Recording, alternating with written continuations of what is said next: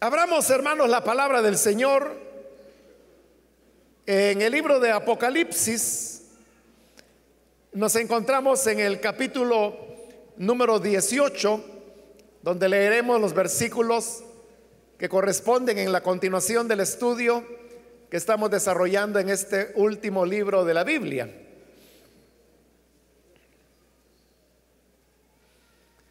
Dice la palabra de Dios en el libro de Apocalipsis, capítulo 18 y versículo número 9 en adelante.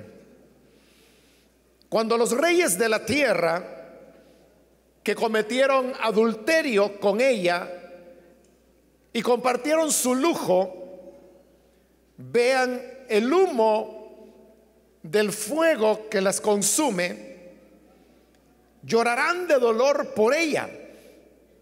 Aterrorizados al ver semejante castigo, se mantendrán a distancia y gritarán: ¡ay!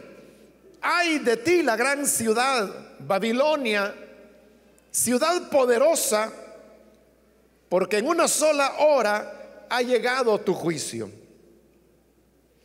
Los comerciantes de la tierra llorarán y harán duelo por ella, porque ya no habrá quien les compre sus mercaderías, artículos de oro, plata, piedras preciosas y perlas, lino fino, púrpura, telas de seda y escarlata, toda clase de maderas de cedro, los más variados objetos hechos de marfil, de madera preciosa, de bronce, de hierro y de mármol, cargamentos de canela y especias aromáticas, de incienso, mirra y perfumes, de vino y aceite, de harina refinada y trigo, de ganado vacuno y de corderos, de caballos y carruajes, y hasta de seres humanos vendidos como esclavos. Y dirán: se ha apartado de ti el fruto que con toda el alma codiciabas. Has perdido todas tus cosas suntuosas y espléndidas y nunca las recuperarás. Los comerciantes que vendían estas mercaderías y se habían enriquecido a toda costa de ella, se mantendrán a distancia, aterrorizados al ver semejante castigo, llorarán y harán lamentación. ¡Ay! ¡Ay de la gran ciudad vestida de lino fino, de púrpura y escarlata y adornada de oro, piedras preciosas y perlas! Porque en una sola hora ha quedado destruida toda tu riqueza. Todos los capitanes de barco, los pasajeros, los marineros y todos los que viven del mar se detendrán a lo lejos. Al ver el humo del fuego que la consume, exclamarán: ¿hubo jamás alguna ciudad como esta gran ciudad? Harán duelo, llorando y lamentándose a gritos: ¡ay! ¡Ay de la gran ciudad con cuya opulencia se enriquecieron todos los dueños de flotas navieras! En una sola hora ha quedado destruida. Alégrate, oh cielo, por lo que le ha sucedido. Alégrense también ustedes, santos, apóstoles y profetas, porque Dios, al juzgarla, les ha hecho justicia a ustedes. Entonces un ángel poderoso levantó una piedra del tamaño de una gran rueda de molino y la arrojó al mar, diciendo: así también tú, Babilonia, gran ciudad, serás derribada con la misma violencia y desaparecerás de la faz de la tierra Jamás volverá a oírse en ti la música de los cantantes y de arpas, flautas y trompetas.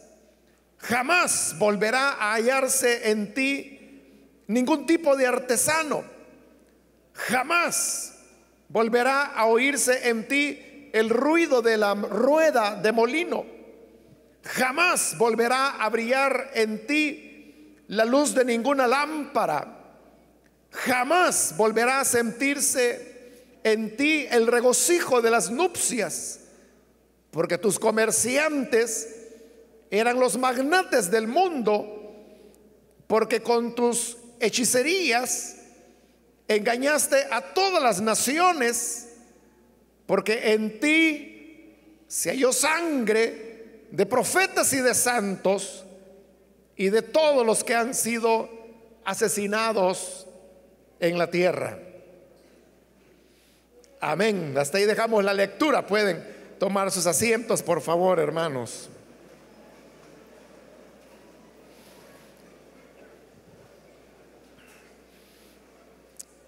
Hermanos, este día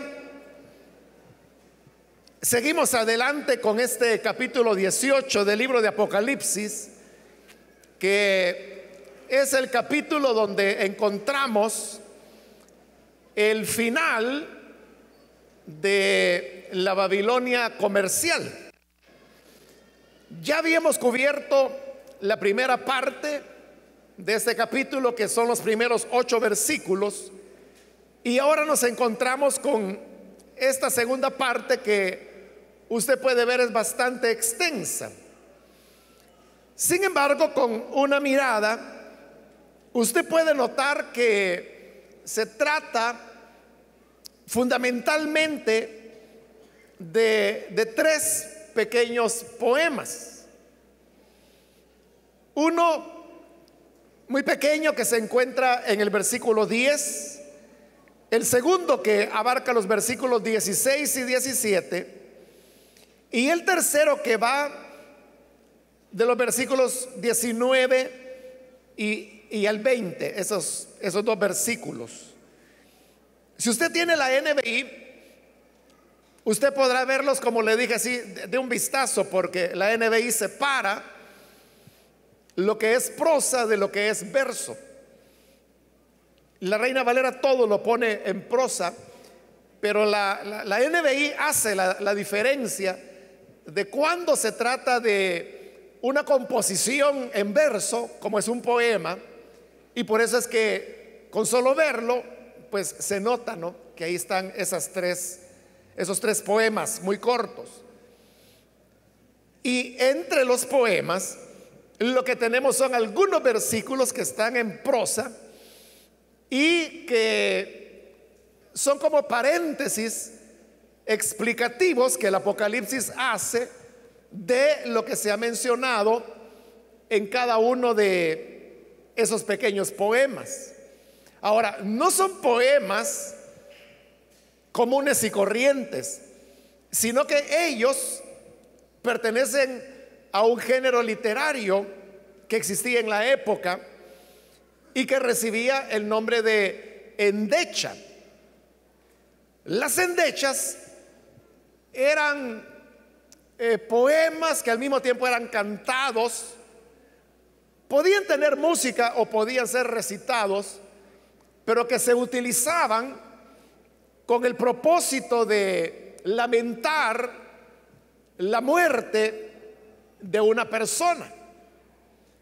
Sin embargo, en las escrituras del Antiguo Testamento, uno encuentra que hay ciertas endechas que no van dirigidas a personas que habían fallecido, sino que van dirigidas o a ciudades o a naciones enteras. Entonces, esa forma de lamentar algo que se perdió porque murió, y son las personas las que mueren, la palabra lo aplica también a lo que son las ciudades o los países. Acá en este capítulo 18 es obvio que estas endechas son para Babilonia, Pero recordémonos que no es la Babilonia literal que estaba ubicada en Caldea, sino que se está hablando de una Babilonia simbólica, por el simbolismo que el nombre de Babilonia tiene. Y explicamos detalladamente en la última oportunidad que aquí se trata de una Babilonia de carácter comercial. Y la razón es que este capítulo 18 de Apocalipsis tiene mucha similitud con el profeta Ezequiel, allá los capítulos 28 y 29, donde ese profeta está hablando del juicio sobre Tiro. Y Tiro era una ciudad poderosa, pero gracias al alto nivel de comercio que ella tenía.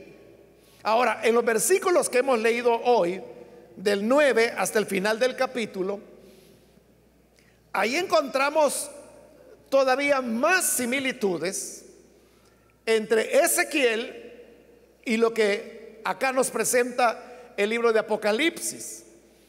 Hay una repetición de expresiones, de frases, y hay también una repetición de temas y de ideas que indudablemente fueron tomadas del libro de Ezequiel para ser incorporadas en este libro de Apocalipsis. Eso, hermanos, viene a reafirmar el hecho que el énfasis que se le está dando, o el enfoque a la ciudad de Babilonia, ya no es religioso como lo vimos en el capítulo 17, sino que es ahora un enfoque comercial. Y por eso es que estamos hablando de una Babilonia comercial. Ahora, hay que aclarar, aunque ya lo hicimos en la última oportunidad, pero lo vuelvo a repetir, que no es que se esté condenando el comercio en sí mismo. Pues como lo dijimos en la última ocasión, todos, hermanos, necesariamente participamos del comercio.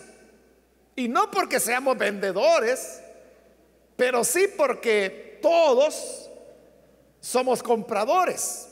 Algunos serán las dos cosas, venden y compran al mismo tiempo. Pero la mayoría somos solamente consumidores. Entonces, nosotros adquirimos, por ejemplo, alimentos, ropa, adquirimos servicios como electricidad, agua, servicios educativos, servicios de salud, servicios de transporte. De manera, hermanos, que la vida, por lo menos tal como la conocemos, sería prácticamente imposible de vivir si no tuviésemos alguna relación con el comercio.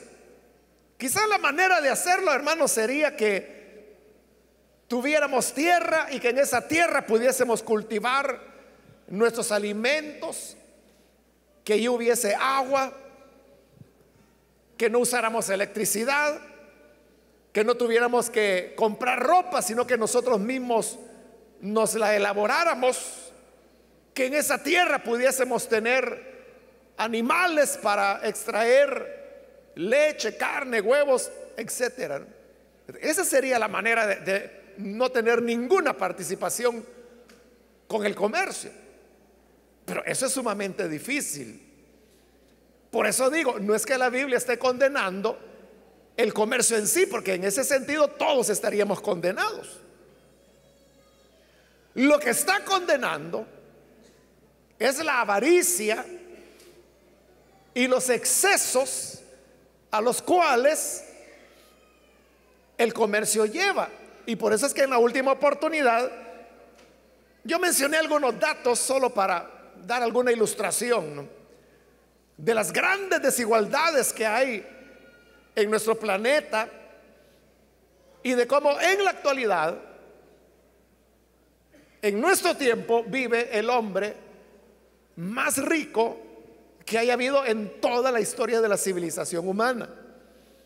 Bueno, de eso estuvimos hablando en la última oportunidad. Pero en los versículos que hoy hemos leído, vamos a encontrar, hermanos, que repetidamente otra vez se estará hablando del tema del lujo, de la ostentación, de lo suntuario. Todas esas son palabras que se refieren a aquellas cosas que van más allá de lo que necesitamos para convertirse en elementos que son puramente de ostentación. Eso lo vamos a ver en el camino. Ahora, como le dije, hay 3 poemas. Y cada poema, que son endechas, las pronuncian personas diferentes. La primera puede usted encontrar en el versículo 9, que dice: cuando los reyes de la tierra, es decir, los primeros que van a lamentar, que van a endechar la destrucción de Babilonia, dice que son los reyes de la tierra. Ahora vea, el versículo 11 dice: los comerciantes de la tierra. Ese es el segundo grupo, que se vuelve a repetir en el 15. Los comerciantes que vendían estas mercaderías son los que van a dar la segunda endecha.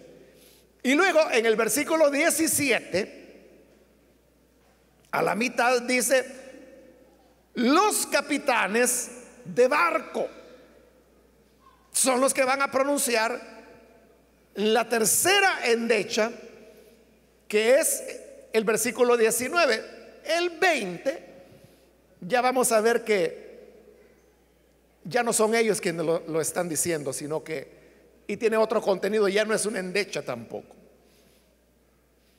Entonces tenemos 3 grupos: los reyes de la tierra, los comerciantes y los capitanes de los barcos navieros en los cuales se transportan todos los productos. Entonces comencemos por el primer grupo, versículo 9. Cuando los reyes de la tierra, que cometieron adulterio con ella y compartieron su lujo, ahí lo tiene, está hablando de lujos, no de comprar y vender. Es cierto que ellos compraban y vendían, y en eso consistía el adulterio, pero el pecado no era comprar o vender. El pecado, dice ahí, que compartieron su lujo, es decir, sus excesos. Cuando vean el humo del fuego que la consume, llorarán de dolor por ella. Aterrorizados al ver semejante castigo, se mantendrán a distancia y gritarán: ¡ay! ¡Ay de ti, la gran ciudad Babilonia, ciudad poderosa! Porque en una sola hora ha llegado tu juicio. Entonces vea, los reyes de la tierra, dice, son aquellos que cometieron adulterio con ella. Y se nos explica que ese adulterio es que participaron, compartieron su lujo, que eso es lo que condena el Señor. Cuando el comercio lleva a excesos, y esto que ocurre en Babilonia, veremos que es diferente a lo que ocurre en la Nueva Jerusalén, que vamos a encontrar al final de este libro.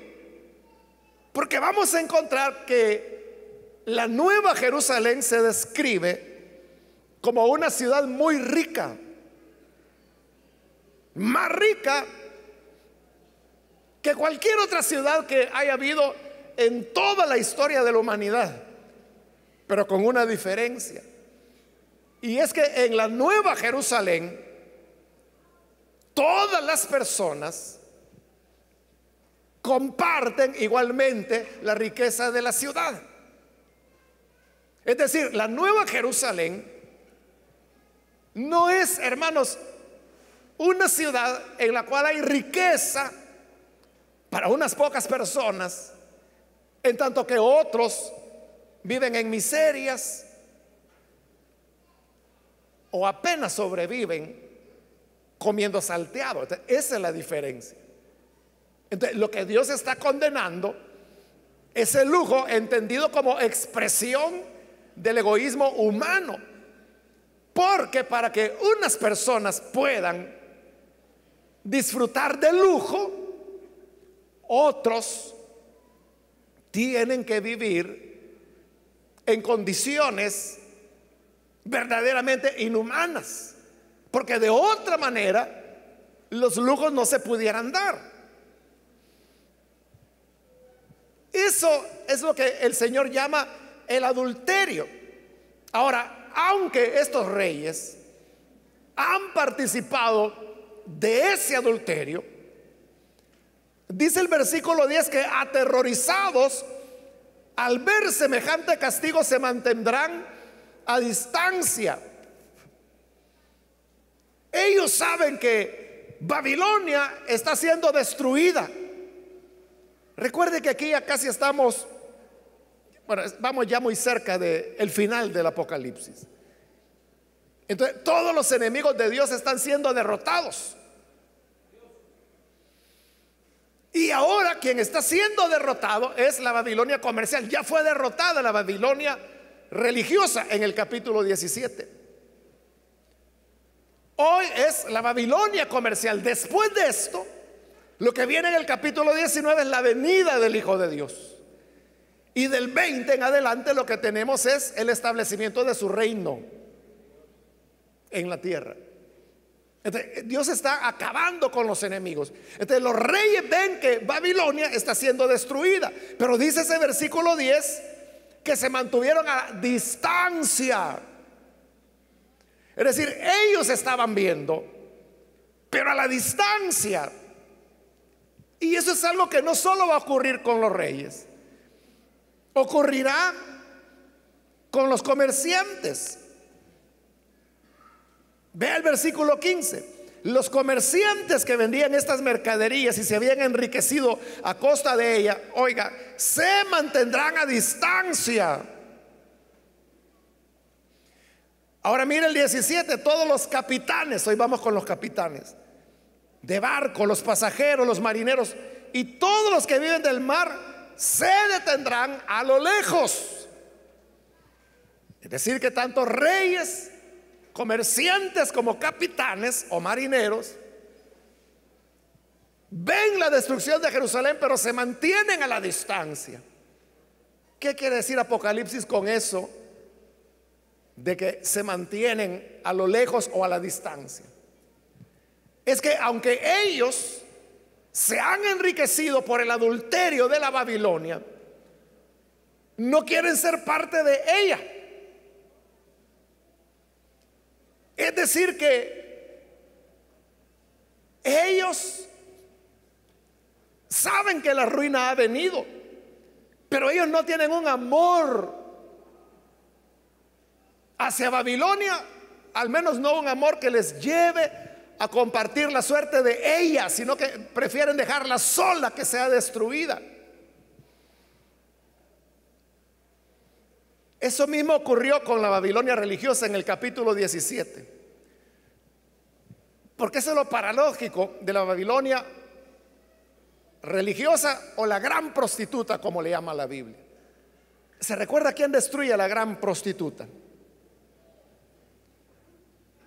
Lo acabamos de ver en el capítulo 17. ¿Quién destruye a la gran prostituta? ¿No se acuerda? No es Dios. No es Dios, sino que es la bestia. Dice que la bestia que la cargaba la aborrecerá. Entonces es la misma bestia la que destruye a la Babilonia religiosa. Entonces, aunque había entre ellos una alianza, digamos, no era una alianza donde el corazón estuviera. Es igual, hermano, y por eso es que se le llama la gran prostituta, porque el hombre que contrata los servicios de una prostituta no es porque la ama, El corazón de él no está en ella, sino que lo único que busca es su propio interés. De igual manera, la relación entre los reyes y la Babilonia comercial es puramente de interés. Y cada uno de los tres grupos va a mostrar su interés. ¿Cuál era el interés de estos reyes? Se lo dicen en la endecha.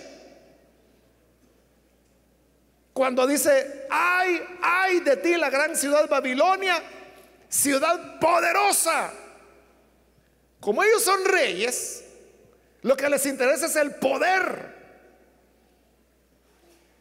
Y los lujos del comercio les permitían a ellos poder tener poder. Porque poder, hermanos, casi es un equivalente a riqueza. Quien tiene riqueza es poderoso. Quien no tiene riquezas es débil dentro de la sociedad. Aquel que gobierna lo que ama es el poder, y por eso es que ese es el interés de los reyes, y es lo que han perdido, y por eso hoy lo lamentan: ay de ti, la gran ciudad Babilonia poderosa, porque en una sola hora ha llegado tu juicio. Los tres van a decir esas palabras: en una sola hora. Es decir, de repente vino la destrucción. Ahora, en el versículo 11 encontramos a los comerciantes. Ya es el segundo grupo. Los comerciantes de la tierra llorarán y harán duelo por ella, porque ya no habrá quien les compre sus mercaderías.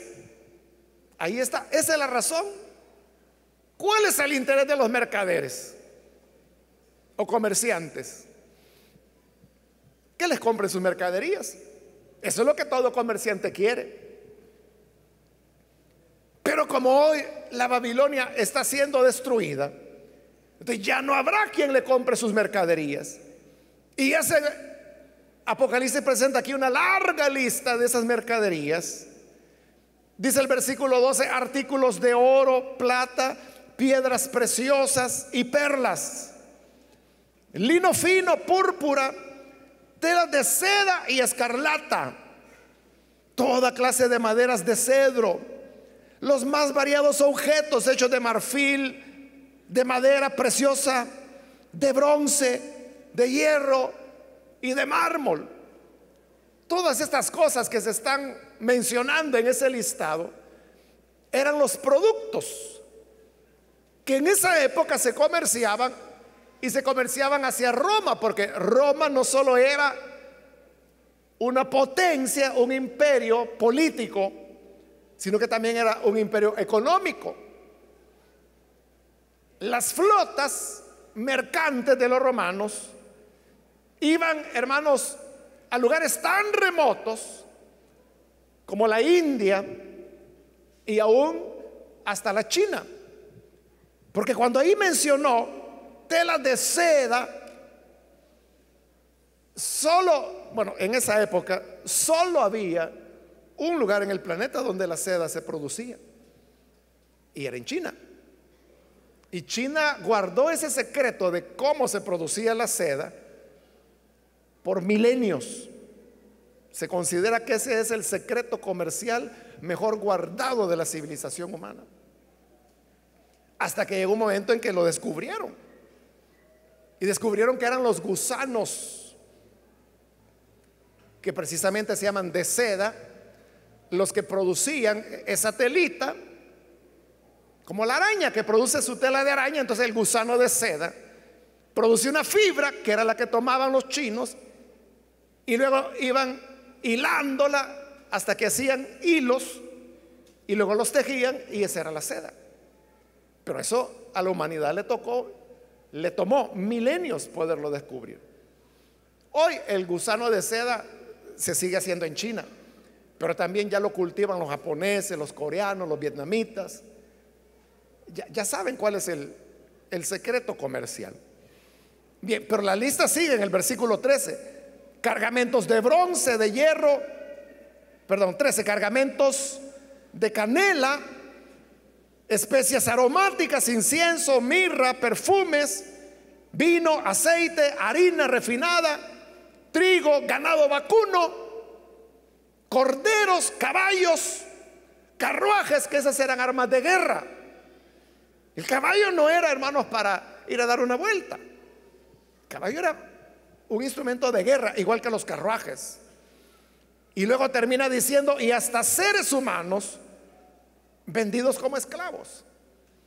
Entonces, en su afán, el ser humano, de querer tener lucro, de querer tener lujos, excesos, es capaz de llegar a comerciar incluso a las personas, a los seres humanos.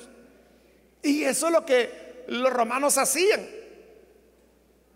Los hombres, sobre todo aquellos que eran capturados después de las guerras, y Roma tuvo muchas, eran los que eran apresados y se convertían en mercancías. Habían mercados de esclavos donde las personas iban y llevaban a los esclavos que habían capturado y los ponían en venta, dependiendo de las condiciones de salud, de la edad, si era hombre, si era mujer. Así era el precio que cada esclavo tenía. Y uno podría pensar, bueno, ¿cómo es que estas personas hacían para vender a los seres humanos como mercancía? Los vendían como esclavos. La respuesta, hermanos, es que en el afán de lucro, por querer tener lujo, por querer tener dinero, la gente es capaz, hermanos, de hacer lo que sea, incluso vender a los seres humanos. Ahora, quiero decirle que el tema de la esclavitud actualmente es ilegal en todo el mundo. No hay ningún país del mundo en el cual la esclavitud sea legal. En todos los países es ilegal. Pero ¿sabe qué? La esclavitud sigue existiendo hoy en día. Y no solamente sigue existiendo, sino que se considera que hoy en día es cuando más personas esclavas hay que en cualquier otra época de toda la civilización humana. Según las Naciones Unidas, se calcula que en el mundo hay un estimado de 23 millones de esclavos. Hoy mismo, siglo XXI, más de 23 millones de esclavos. Y es, hermanos, un mercado que, según las estimaciones que las mismas Naciones Unidas hacen, producen entre 35 mil a 99 mil millones de dólares. Y vea que si no es dinero eso, 99 mil millones de dólares es lo que da el mercado de la esclavitud. Por eso es que siguen habiendo esclavos, a pesar, repito, que la esclavitud es ilegal en todo el planeta. Ningún país la acepta. En todos es delito, pero eso, que sea delito, usted sabe, no significa que la gente no lo hace. Y eso es lo que ocurre con el tema de la esclavitud. Hay esclavos, hermanos, en lugares donde usted ni se imagina. Por ejemplo, en los Estados Unidos, que se presenta pues como el país que es el adalid de los derechos humanos, de las libertades democráticas y todo eso. Allí hay muchos esclavos. Hay compatriotas, hermanos, salvadoreños que han sido llevados, o sea, que supuestamente una persona allá les hizo el favor, le dijo, vaya pues mira, ahí te voy a mandar tantos miles para lo del coyote y te venís y aquí te vamos a ayudar. Y la persona se va. Y cuando ya está allá, le esclavizan. Entonces le retienen, lo tienen en una casa y dice, vaya, tenés que pagarme lo que yo te envié. Y esa persona tiene que estar ahí, no puede salir, no le dejan escapar. Eso se da con bastante frecuencia. También hay ciertos negocios de personas orientales en los Estados Unidos, restaurantes, almacenes, cosas así, que mandan a traer barcos de ilegales desde el oriente hacia los Estados Unidos, y cuando llegan a los Estados Unidos son esclavizados. Ellos permanecen día y noche en sótanos. Ahí viven, ahí trabajan. Bueno, trabajan como 16 horas diarias, ¿no? Y cuando ya están fatigados, ahí mismo duermen, ahí les dan de comer, nunca salen a la calle. En los Estados Unidos. Si eso es en Estados Unidos, uno puede pensar, por ejemplo, en países como África o como en India. África, bueno, India y algunos países, varios países africanos, es donde la mayor cantidad de esclavos hay. Eso es lo que Dios condena. Entonces, el comercio no es, repito, que sea pecado o que sea malo que usted obtenga una ganancia porque, no sé, hizo ahí unos pañuelos o algunas mantitas para cocina, les puso un adornito y dijo, bueno, yo voy a ir a vender delantales. Y va con los vecinos y le dice, mire, aquí tengo mantitas para cocina, fundas para almohada, y que usted tenga una ganancia de eso y que con eso vaya saliendo. Eso no tiene nada de malo. Eso Dios no lo va a condenar. El problema es cuando llega, hermano, el afán del lujo, de la suntuosidad, que llega al extremo de menospreciar la vida humana. Y como un comentarista lo decía, que como la lista comienza mencionando oro, plata, piedras preciosas y termina mencionando seres humanos y esclavos. Entonces, este comentarista decía que aquellos que comienzan vendiendo oro y plata terminarán vendiendo seres humanos y esclavos. Es decir, la codicia les atrapará el corazón. Y cuando la codicia atrapa a una persona, hermano, ahí es donde se pierde todo.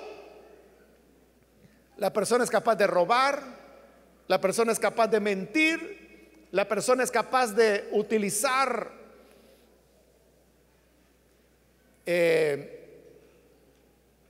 ¿qué le digo? Materiales de mala calidad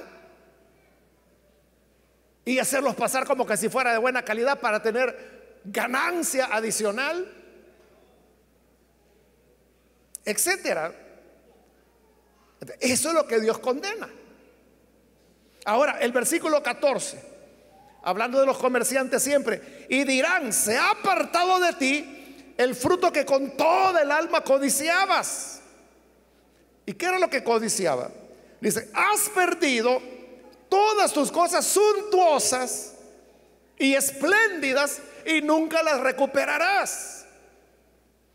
Ahí está hablando de las cosas suntuosas. Y en la última oportunidad expliqué qué significaba la palabra suntuosa. Y lo suntuoso es aquello que es exuberante, que se recuerda cuando le hablé de los celulares que costaban $13,000. Bueno, hay carteras, hermanos, que pueden costar $8,000, $10,000, carteras así de mujer, de señora. O sea, es así.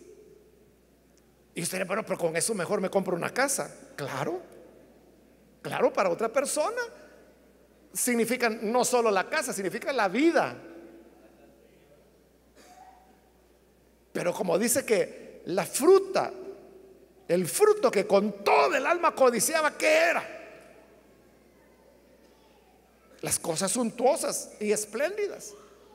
Hay gente, hermano, que se vuelve loca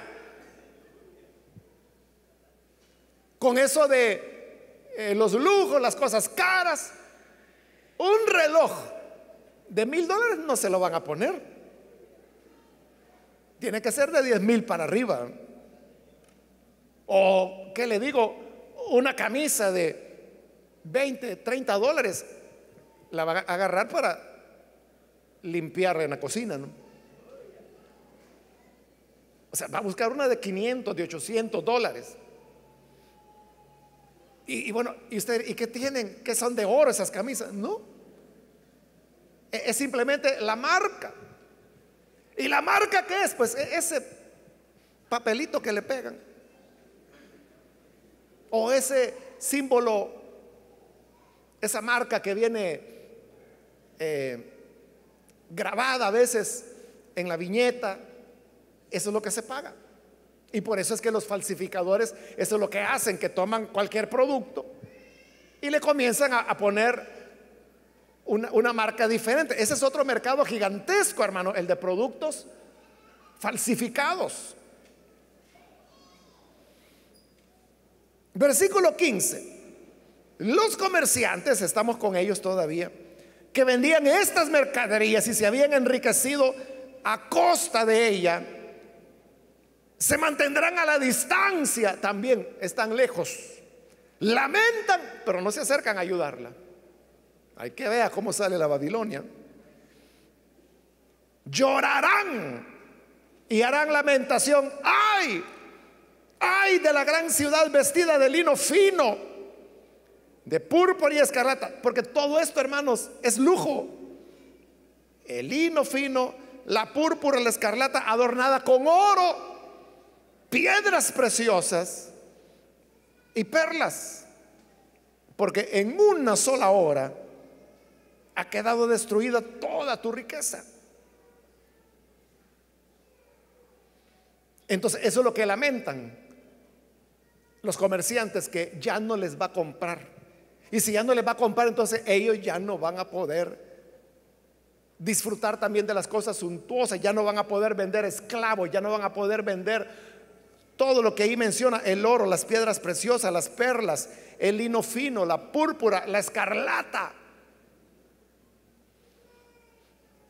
A la mitad del versículo 17, usted ve, ahí termina el verso y comienza el párrafo. Donde comienza el párrafo, dice: todos los capitanes de barco. Hoy vamos ya con el tercer grupo.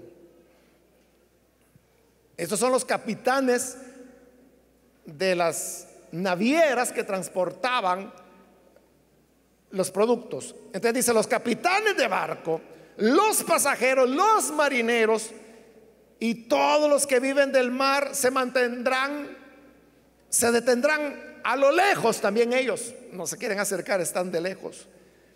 18. Al ver el humo del fuego que la consume, exclamarán: ¿hubo jamás alguna ciudad como esta gran ciudad?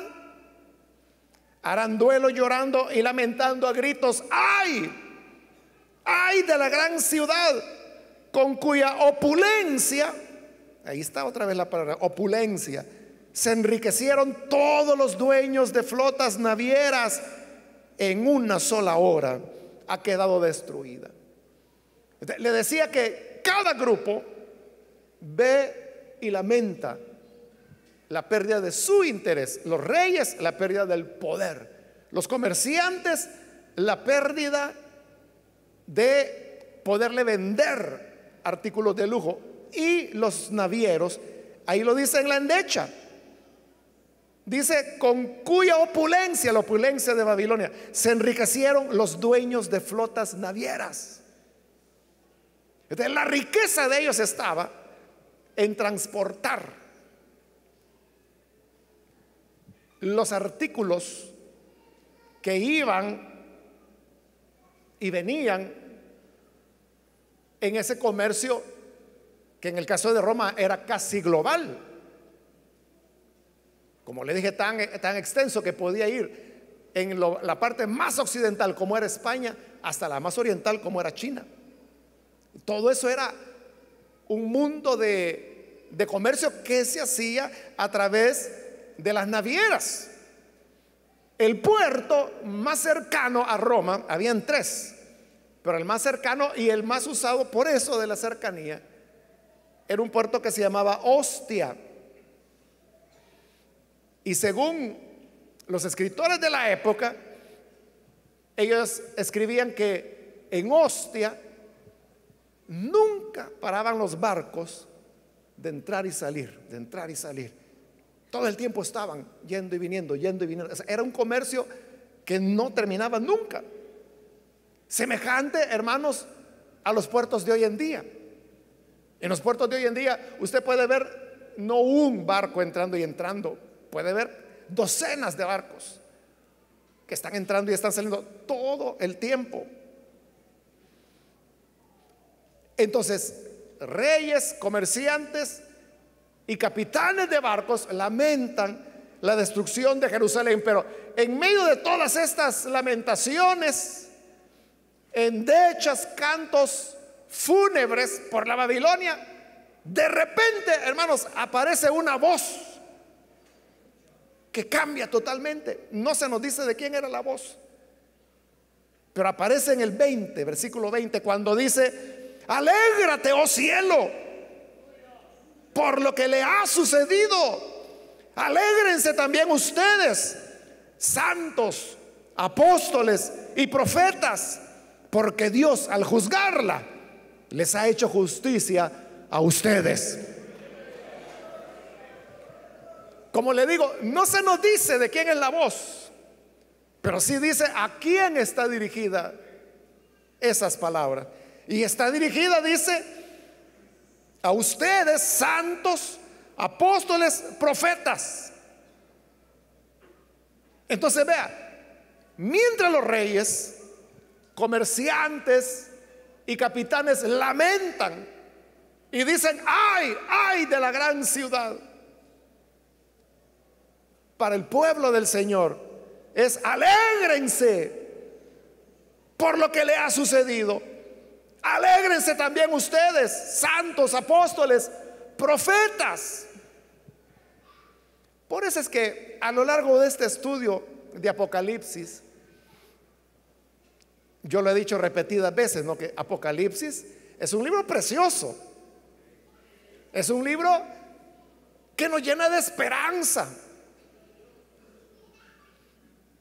y que debería llenarnos de la alegría que se está mencionando en este versículo 20. Ahora, ¿por qué hay personas que le tienen miedo al Apocalipsis? Si le tienen miedo, parecería que van a estar del otro lado, del lado de los que buscan el poder, del lado de los que buscan el lujo, del lado de los que buscan enriquecerse, transportando mercancías, porque para ellos va a ser el dolor y el lamento. Pero para el pueblo del Señor, alégrense con lo que le ha sucedido a la Babilonia.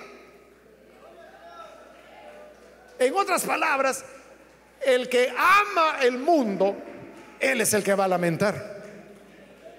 Es de cuando la gente dice: es que mire, cuando yo veo que ahí aparece una bestia de 7 cabezas, uy, saber qué es eso, ya no puedo dormir.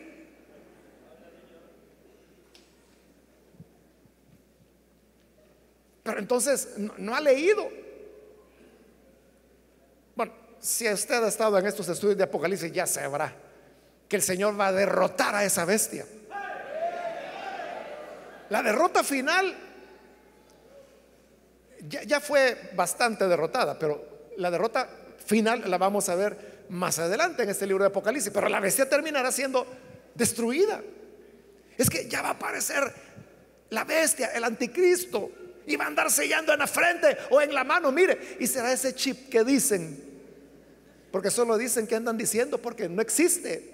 Pero como la gente dice que dijeron, que la comadre había dicho, que el compadre dijo, que el sobrino oyó, es una de bolas, ¿no? Y preocupados por el chip. ¿Y a nosotros qué nos importa, hermanos? Amén.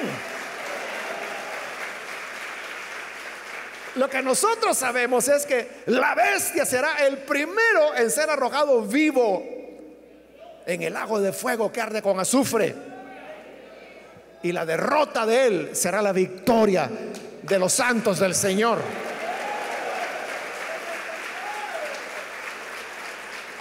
Igual que acá, la derrota de Babilonia es la alegría del pueblo de Dios. Alégrense, ustedes santos, apóstoles, profetas, porque Dios, al juzgarla a ella, a la Babilonia comercial, les ha hecho justicia a ustedes.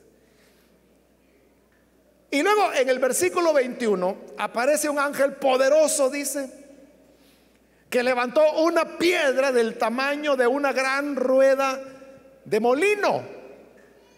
Las ruedas de molino, hermano, eran enormes. De por sí eran grandes, pero aquí dice que era una gran rueda. Era una piedra enorme que la labraban y era como una especie de rueda con un agujero en medio, pero hecha toda de piedra.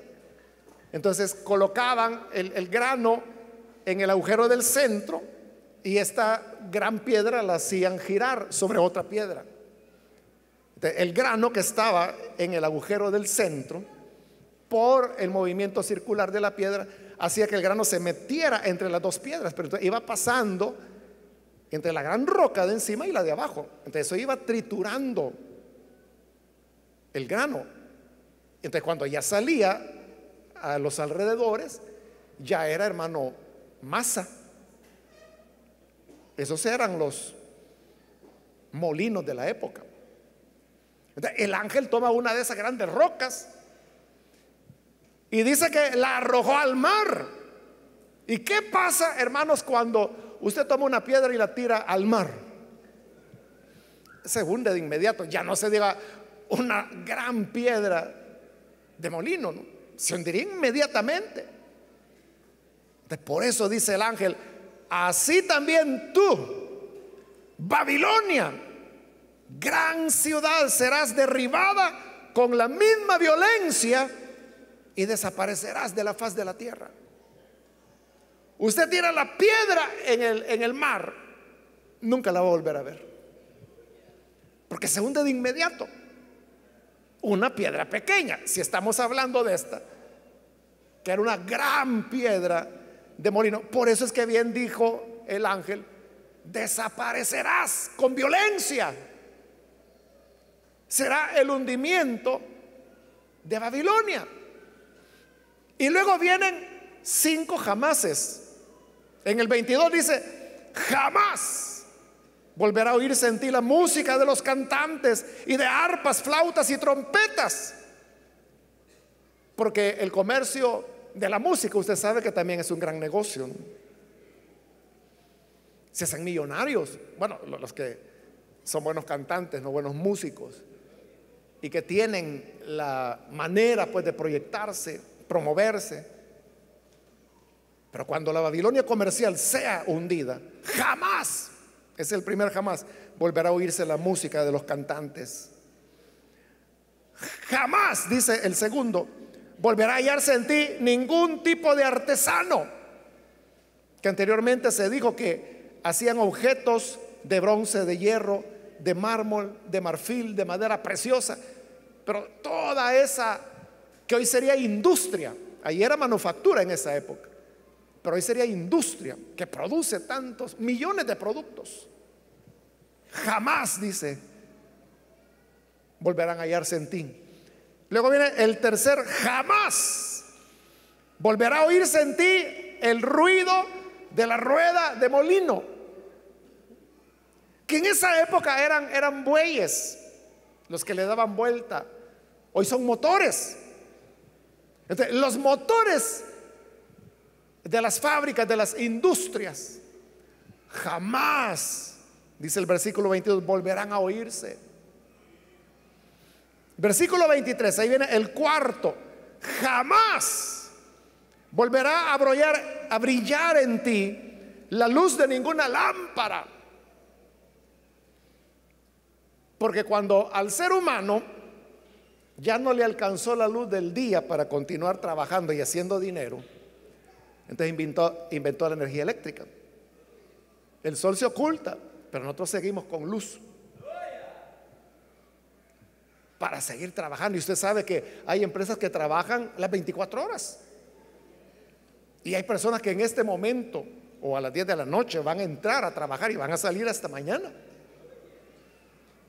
Pero que dice que jamás, cuando la Babilonia comercial sea destruida, volverá a brillar luz de lámpara en ti. Y luego el quinto jamás, volverá a sentirse en ti el regocijo de las nupcias. Es decir, las bodas ya no se van a dar más con, hermanos, la extravagancia. O sea, no es que el casarse sea malo o que hacer bodas sea malo, no es eso. Es el exceso. Me recuerdo hace años, hermano, yo conocí un hermano aquí en la iglesia y él era muy hábil para decoraciones. Entonces él había trabajado en un negocio de decoraciones, de eventos, y él me contó en una oportunidad que lo habían invitado para una boda que iba a ser en una iglesia de cierta familia pudiente, ¿no? Con mucho dinero. Y entonces lo llevaron a la iglesia y mira, aquí va a ser la boda, entonces queremos que usted la decore. Entonces él se regía por el presupuesto y les dijo, bueno, ¿cuánto tienen asignado? ¿Cuánto hay de presupuesto para decoración? Y le dijeron, no hay presupuesto, lo que usted necesite, hágalo. Así me gusta trabajar, dijo él. Sí, que no le pusieran límites, porque ahí el límite era su creatividad. Bueno, y él me contó que la decoración era del techo, de los pasillos, de los bancos, pero era una decoración que él me dijo que hasta fruta había utilizado uvas que colgaban del techo. O sea, bueno, nunca vi una foto, solamente él me contaba la historia.